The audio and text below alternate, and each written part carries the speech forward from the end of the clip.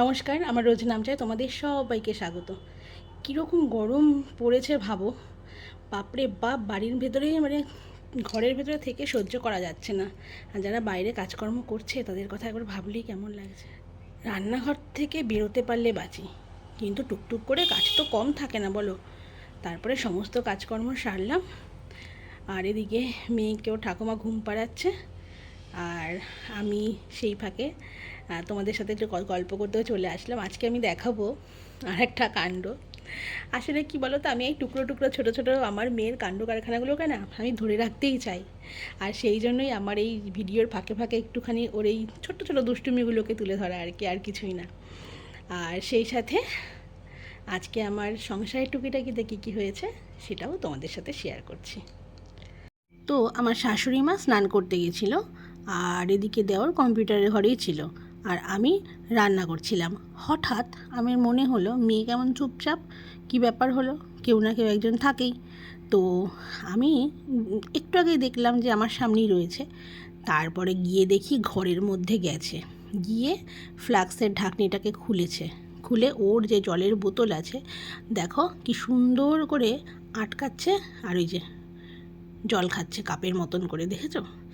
আমি যে পেছন দিক থেকে গিয়ে সামনে এসেছি, বসেছি, আমি ভিডিও করছি, আমার দিকে একবারও তাকানোর প্রয়োজন নেই, ও ওর কাজ করে যাচ্ছে।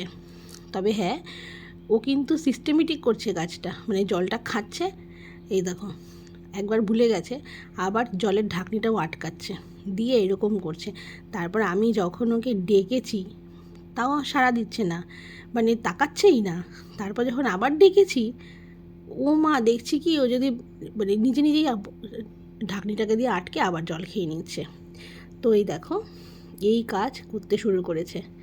আর মাঝে মাঝে এই এই জলটা খায়ও না, জলটাকে বিছানার মধ্যে ফেলবে, কখন আবার মেঝেতে ফেলে পা দিয়ে সেটাকে জল ছেটাবে। তো দেখো আজকে দুপুরবেলাও চলে আসলাম। দুপুরের মেনুতে রয়েছে গরম ভাত, আর আজকে করেছিলাম একটুখানি কুমড়ো আর উচ্ছে আর পেঁয়াজ দিয়ে ভাজা।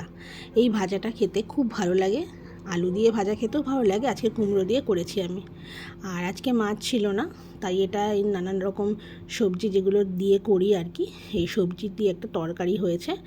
আর ডিম সেদ্ধ, একটা শাশুড়ি মা খাবে, একটা আমার মেয়ে খাবে।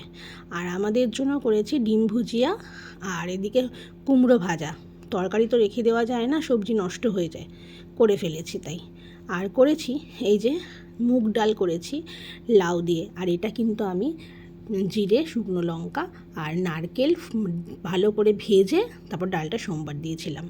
আর এটা হচ্ছে টক দই, প্রত্যেক দিন গরমের শেষ পাতে থাকে, আর আজকে তার সাথে লেবু আর পেঁয়াজ। তো সবাই যে যার মতন কাজের থেকে বাড়িও ফিরে গেছে, আমিও অপেক্ষা করছিলাম। আর সবার স্নানও হয়ে গেছে, তাই ভাত বেড়ে নিয়ে বসে পড়েছি। তো এই দেখো উচ্ছে আলু ভাজা দিয়ে খাওয়ার পর লেবু দিয়ে ভাতের মধ্যে, আর এই ডালটা অসাধারণ লাগে গরমে।